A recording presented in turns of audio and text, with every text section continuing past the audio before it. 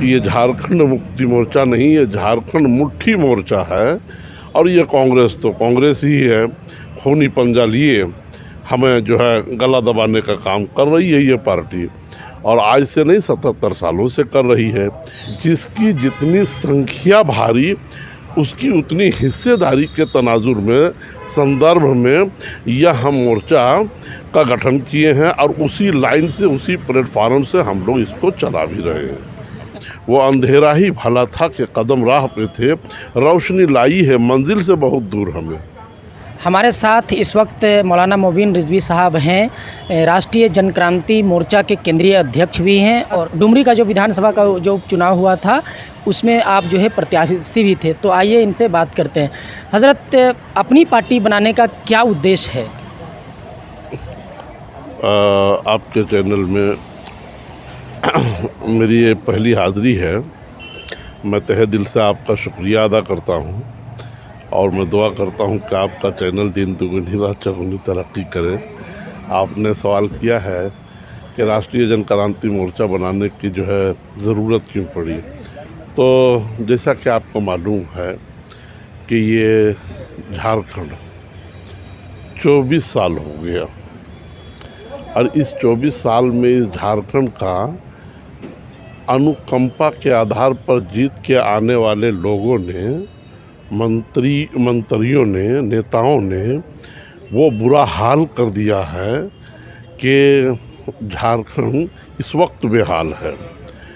और जो पूरे झारखंड का हाल है वो तो अपनी जगह है ही है, लेकिन इस झारखंड में बसने वाले पिछड़े, दलित, आदिवासी और उसमें ख़ास करके मुस्लिम माइनॉरिटी, इसके साथ तो वो सतेला व्यवहार हो रहा है, इसके साथ ऐसी अनदेखी हो रही है जैसे यहाँ का ये नागरिक है ही नहीं है।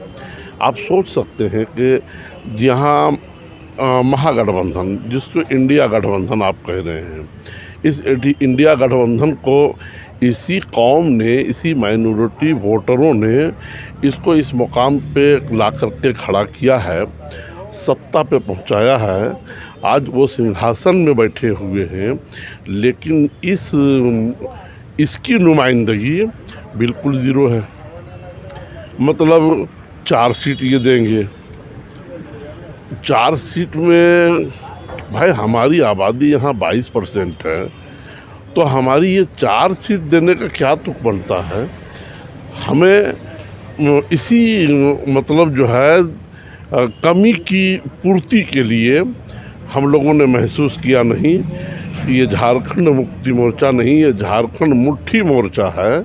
और ये कांग्रेस ही है, खूनी पंजा लिए हमें जो है गला दबाने का काम कर रही है ये पार्टी। और आज से नहीं, 77 सालों से कर रही है। इसलिए हमें भी अपना वजूद बहाल करने के लिए अपनी पार्टी, जिसमें पिछड़ों को लेकर, दलितों को लेकर, आदिवासियों को लेकर, अगड़ों को लेकर, तमाम जात के लोगों को लेकर के, जिसकी जितनी संख्या भारी, उसकी उतनी हिस्सेदारी के तनाजुर में, संदर्भ में यह हम मोर्चा का गठन किए हैं और उसी लाइन से, उसी प्लेटफार्म से हम लोग इसको चला भी रहे हैं। हज़रत, 20 से 22% राज्य में जो है वो मुसलमानों की आबादी है।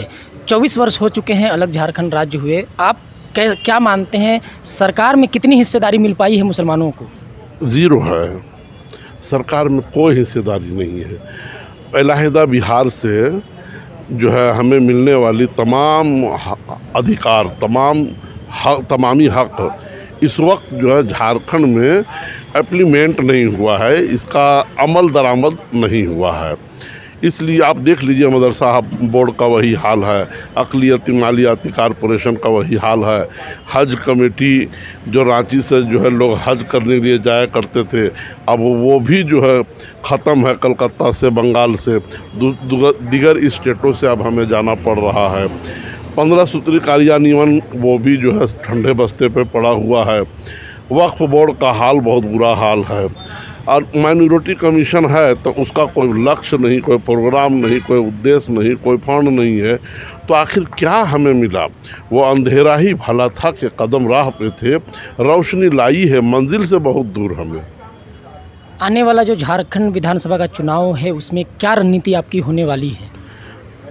हम तीसरे फ्रंट पर इस वक्त जो है हमारी पार्टी शामिल है और झारखंड में 10 पार्टियों का जो है संयुक्त जो है साझा कार्यक्रम चल रहा है, जिसमें झारखंड लोक जो है झारखंड नवनिर्माण महासभा जनमत तीसरा फ्रंट, हम लोग जो है सूरज सिंह बेसरा और पूर्व सांसद कृष्णा मार्डी साहब की क़यादत में 10 पार्टियां शामिल हैं और हम लोग तीसरा मोर्चा की तरफ से कुल 81 सीटों पे चुनाव लड़ेंगे। तो अभी आप सुन रहे थे मौलाना मोबिन रिजवी साहब को। इन्होंने साफ कहा है कि झारखंड में 24 वर्षों में मुसलमानों के साथ क्या हुआ है और आने वाले विधानसभा में इनकी क्या रणनीति रहने वाली है।